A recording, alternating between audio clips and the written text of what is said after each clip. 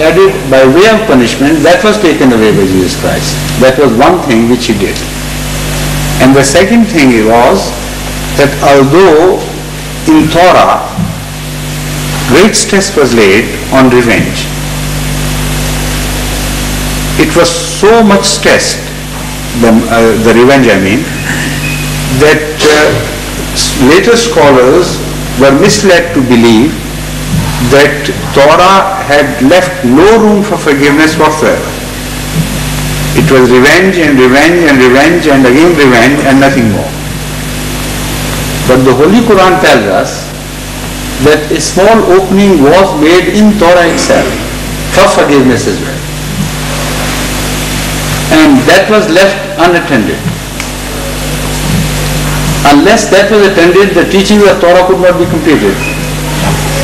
So what Jesus did was, he concentrated on that unattended part of the teaching of Torah and emphasized that, brought it to full focus and developed it further. So the very special emphasis by Jesus Christ upon forgiveness is the point which is being discussed here in the Holy Quran, that he removed some of the burdens, he eased some of the restrictions imposed upon the Jews. So in the light of the verse of the Holy Quran, this verse of the Holy Quran, and in the light of Jesus' own admission, we have now a very clear picture of Jesus' role and position in the line of prophets of Israelites. He came not with a new teaching, he came to fulfill the message, he came to bring to light the unemphasized parts of the teachings which had been forgotten previously by interested rabbis who were interested in their own, in the promotion of their own authority rather than in the human affairs. After that, we come to the final revelation of law, that is the revelation of Ahmad sallallahu alaihi wasallam. When you reach this revelation, the message is completed. And Islam, as you study it, covers the widest scope of human interests. No religion can be compared with Islam with regards to its application upon no religion can be compared with Islam with regards to the interest which Islam shows in various spheres of human life. Not the minutest detail is left out. Everything which concerns human beings is the concern of Islam now. And it totally tallies with all fields of human interest.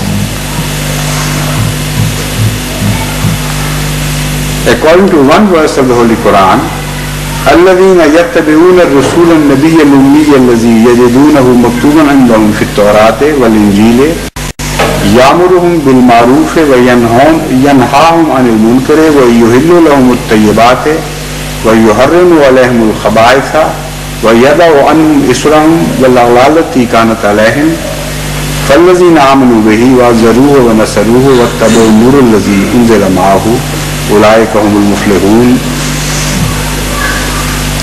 Those who follow the messenger, the prophet, the unlettered one, or the immaculate one, whom they find mentioned in Torah and the Gospel, which are with them.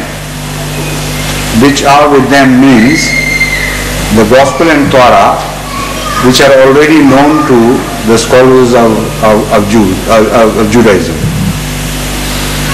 They possess, which are with them means which are possessed by the Jewish scholars. He enjoins on them good and forbids them evil, and makes lawful for them the good things and forbids them the bad, and removes from them their burden and the shackles that were upon them.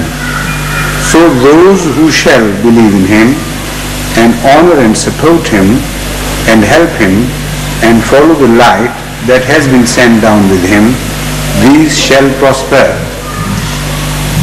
Now what I intend to do today is not to elaborate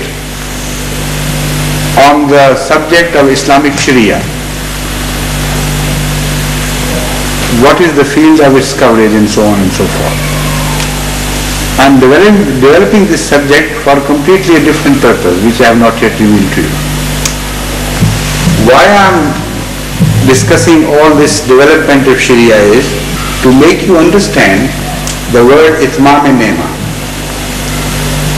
The word nema, that is favor of Allah, which is mentioned in Surah Fatiha, which in fact we are studying in greater detail, has been mentioned in the Holy Quran in a new coined phrase, that is itmam-e-nema, the completion of favors of Allah.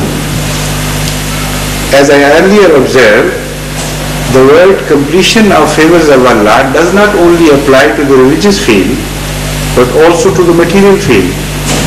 And I demonstrated from a quotation from the Holy Quran that all the favors of Allah, which are the material favors, have been mentioned in the Holy Quran as a process of itmam-e-nema, that is completion of the favors of Allah. Now when you studied those verses, you came to a conclusion, you could see it very clearly, that the evolution was being discussed. Earlier nemas were crude and preliminary and elementary. And later on, as you proceed further, you come to the more complex favors of Allah, developing into more complex and well-organized beings, until the stage of man is reached. So the same is the meaning of itmam-e-nema in Sharia, in religious law. That is what I am trying to demonstrate to you. When you study the history of religion, of religious teachings from the time of Adam till Ahmad, you find the same evolution. The basic structure of religion remains the same. There is no change. The fundamental bricks are exactly the same. But new edifices are built, new designs are added, new architectural beauties are introduced. But the basic fundamental bricks of all religions are exactly the same.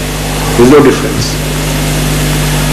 Buildings are becoming wider and wider, loftier and loftier, until the skyscrapers of Islam are built. But there is no contradiction between religion and religion. No religion contradicts the teachings of other religion. There is a continuous progress and a continuous evolution. This is what is meant by مُصَدِّقًا لِمَا بَيْنَ يَدَيَّ مِنَ التَّوْرَاةِ وَمُبَشِّرًا بِرَسُولٍ. And this is what is meant again by the same word used in contrast with Ahmad sallallahu alaihi wasallam's attitude to previous religions. This should be now very clearly borne in one's mind that no prophet has ever contradicted the teachings of the earlier prophets or nullified the teachings of earlier prophets. All that the prophets have done and have continued to do was to add to the teachings, to make it complete and more complete and more complete, to suit the requirements of time, to suit the requirements of developing society, to suit the requirements of a progressive human